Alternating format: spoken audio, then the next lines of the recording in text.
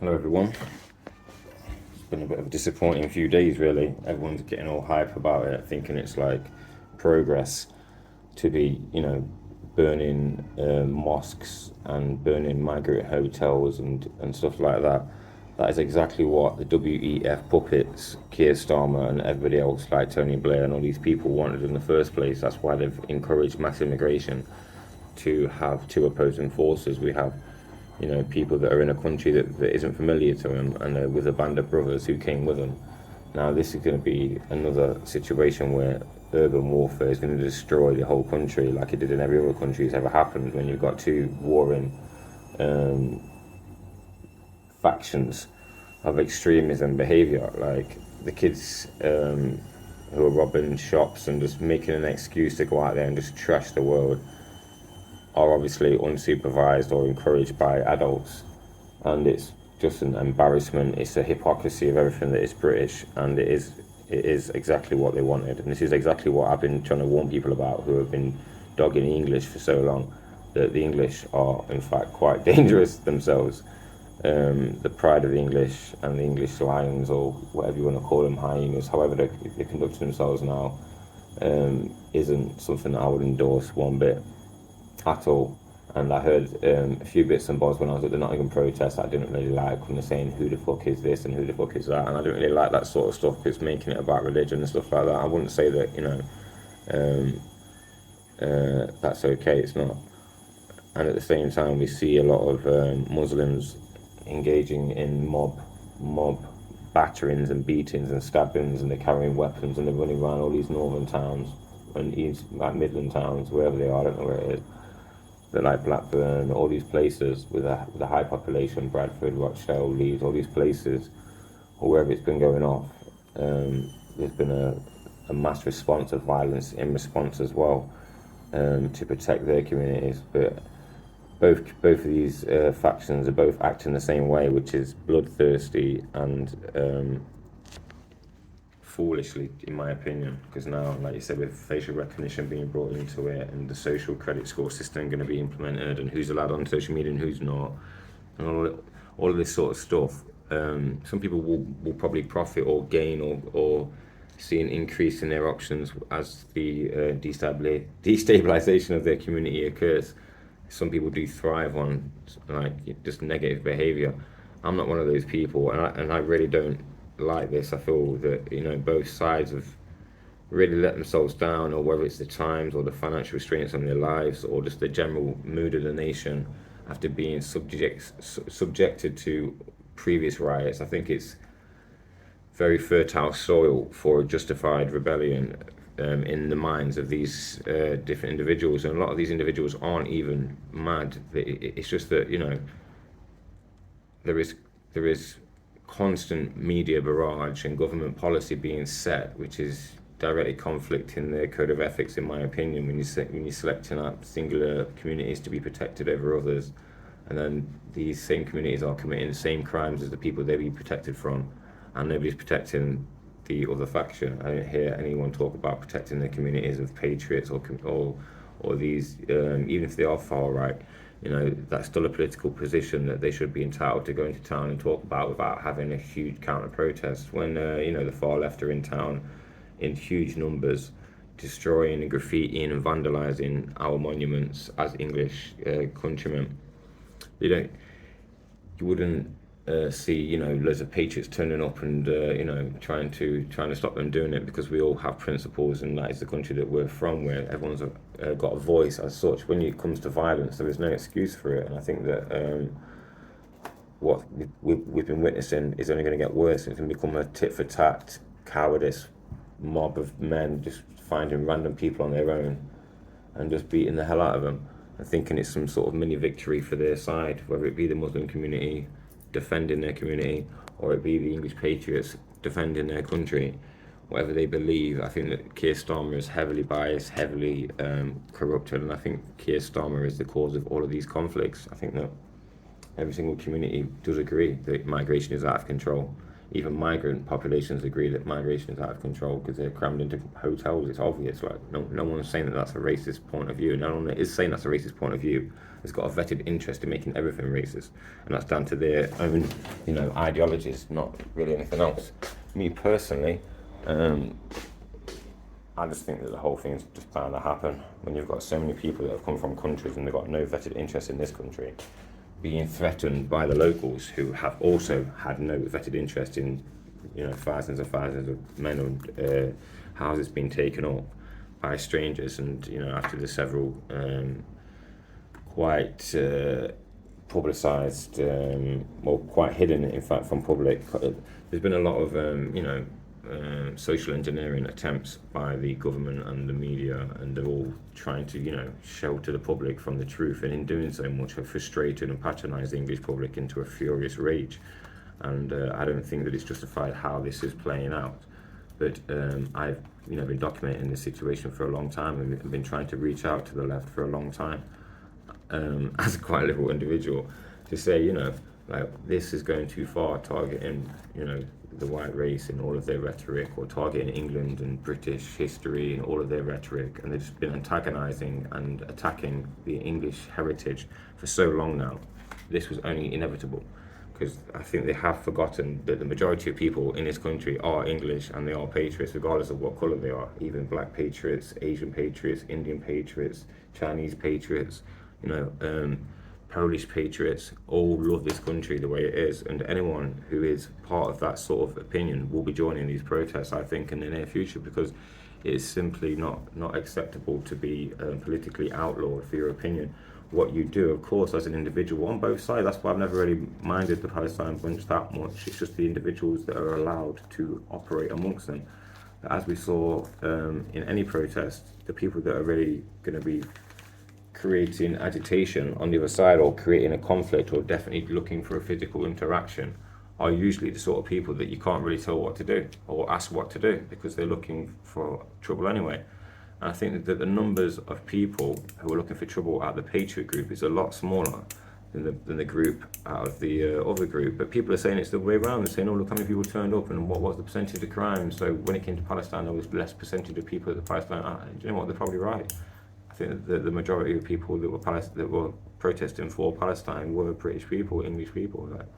And it's nothing to do with who or where you're from. It's just everybody's got a right to do it. What they haven't got a right to do is to vandalise people's monuments or people's religious buildings, like the mosques and stuff like that. I think that's an absolute disgrace, really, to do that, and that's only going to fuel more violence. If it was on TV that people were destroying a church, I'm sure people would have an equal response. There'd be people out there looking to do damage to people for no good reason, just angry. And I understand both sides of this spectrum, because I do have close ties to both communities, to the hardcore right or the hardcore left. And I do know sort of like where they stand and why, and it's just down to their own personal interests of their community. There's nothing wrong with that. It's how they pursue those interests. And I think that there has been a lot of evidence of how people in power, especially in Nottingham and places like that, quite liberal cities, they have taken their activist roles into their employment, and they're employed in very serious positions of power. And now we can see the evidence of mismanaged funds and evidence of mismanaged do-goodery with the taxes and the resources of every community in England has been affected by mass immigration. The houses, the dentists, the schools, the colleges, the buses, the travel, the security, there's so many aspects that have affected negatively local communities, and not being able to voice that without being called a Nazi or a racist by a huge crowd. I mean, I was in the crowd, and it was very, very intimidating to see so many people trying to capture faces and ruin careers, and they're just trying to like spitefully hate someone and destroy their actual life for their political opinion. And that's the main objective of the left, is to smear, slander, bully and abuse and cajole and guilt trip everyone into believing what they say is the only way to think. If they're so liberal, if they're so loving, and it's not about hate and it's about be kind, and why not be kind to the people that you don't agree with? When I was talking on my last YouTube video about, let's all stand back and give everybody free speech, why are you trying to stop these men or these gentlemen having their opinion in the public square? Surely you're liberals, why would you stop them? Them have free speech, them? Why would you give them free speech? as if they are the arbiters of these principles, and they think that that's the condition with the left and with the hive mind, with the woke mind virus. They all believe they're part of this great plan and they're going to be held to great acclaim and be rewarded in the next revolution. As we must assume, they have not read much of history and seen what happens in these scenarios to these people who get discarded immediately and rounded up with everybody else, regardless of what their opinion was. They voted for it as well. And so sooner or later, now we've got like no way of changing anything now, because if anybody says anything about it, Keir Starmer's going to put you in prison. So we're all just going to stay at home now, just make these videos for our own collections, because we can't even publicise our opinions, because then we're, what's the word, I don't know, whatever they want to misconstrue people's words into. I don't know what they're attacking everybody for. I do think that certain individuals, certain high-profile individuals, have stoked the flames of conflict, and it would not be on the side of the patriots, in my opinion. I think the patriots have got every right to voice their disconcerting views about the landscape of their demographics, of the landscape of their culture, of the availability of their local resources, where their taxpayer money is going to, and of course the future of their country, in which they are sovereignly ownership to. And I think that giving people equal rights as soon as they arrive in a country overnight is an insult to anyone who's put time and work into England. Not myself personally. I'm not trying to say that I'm a really amazing citizen. I never have. I'm just saying that I can understand everyone's point of view, and from the migrants' point of view, they seem to be taking arms inside these barracks or hotels, and they're prepared for war because they've come from war. And so it's only going to make them and their communities stronger as well as a unit against anyone who's perceivably white or perceivably racist, whichever interchanging rules there are. Basically, unless you're walking around with a big I hate England flag on your face, or in your fashion, or in your verbiage, you will instantly be regarded as the other side. So unless you submit and take the knee and agree and appease their views and verbally show your papers as a someone who is on their side, you will be in serious danger on the streets of England, and that's just a fact now. So enjoy the show, and I'll try and get out there and document it as best I can. But I will have to take a lot more of a cautious approach to these situations, as it was out of control, really and truthfully. Luckily in Nottingham, there's not really that much political action. Like, nobody's really that bothered. Everybody in Nottingham gets along. All the communities get along, to be fair. There's not really like a community against any other community. All the communities mix, all the communities do business together, all the communities marry each other in Nottingham. It's not really a huge racial divide in Nottingham. But being called a racist because you're white and in the city centre complaining about immigration, I think that's the biggest problem that has occurred in Nottingham so far. And of course, people shouting who the F is Allah and all that sort of stuff. I don't think that was appropriate either, because that's their political view on another religion. And it's not really appropriate to swear like that in public, I don't think, and act aggressively. But I do believe that there was gun fingers and threats from both sides and stuff like that. But I think it did start on the anti-racist side. But I wasn't there from the start. I don't know what's going on. But from what I saw, they were very, very interested in provoking the English patriots.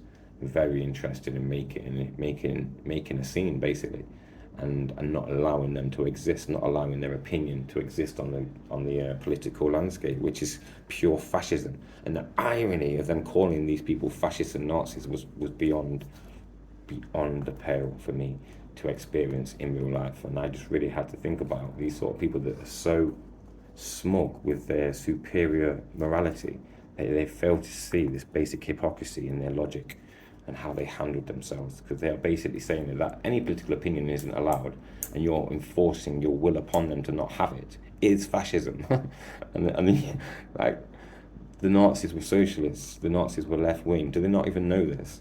These morons and muppets have got all the best intentions in their soul, so I don't want to disrespect them in any kind of way. And they were not violent towards me other than one person in the crowd or whatever. But it was just mad. The English and themselves I think they were drinking as well, a bit hooliganish as well. I think they were a bit over the top. I think it's just, like you say, misplaced anger, and it's not acceptable behaviour. And I don't condone any of these people acting or supporting violence against any community, whether it's immigrants or not. The correct approach is to stay calm and to be political and to be an English gentleman. Like people have been saying in my comments and stuff like that, when I've been posting these videos, people have been not condoning it on my channel, and it's nice to see that. Some people have been condoning it, but really, it was horrible to hear people egging these kids on. That was a real shocker. I would never in a million years egg on a child, or anyone even under 21 or 25 to do anything, like, unless it was really a good thing to do in public, like save him or put the fire out or do something. Like, you wouldn't really command someone in public to go on, get him. And for these children who basically have got no idea of the real topic, in my opinion, like with depth and experience of life, they've got a personal perspective, but they don't realise the consequences of their actions as much, and they're being directed by much older adults to go and start fires with people that are living in there, innocent people. We don't know where these people have come from or what their political views are, or whether they love England or not, and they're getting burned because they're in this hotel. And that is racism, and not racism, but it's just extremism, And I know that there has been a lot of extremism against the English public, so I'm not trying to justify it. I'm just saying there just seems to be a two-tier approach to the ingredients that go towards these sort of movements. They're almost encouraged in every other movement except the English movement. They're actually encouraged to, stick together. They're encouraged to support each other. They're encouraged to only shop in their own communities' businesses and only collaborate with their own communities' elders and take instruction from their religious elders. So if the English, were doing that in the terms of, like they say, like their religion is the pub or their religion is the football team or whatever it is, and that's their thing. That's how they live. They're the English, they like bacon sarnies and they like dogs and they like doing whatever they want. They like chip butters and they like beers and they like going to Greece or Spain in the sun and getting some tan. Like, what's wrong with being English? Like, just because these people look differently to your community or they act differently to your community or they've got a different set of rules in your community doesn't give you the right to call them names which aren't fitting. Because in fact, that's you being judgmental, that's you being xenophobic, that's you being racist. So let's get the facts straight, okay?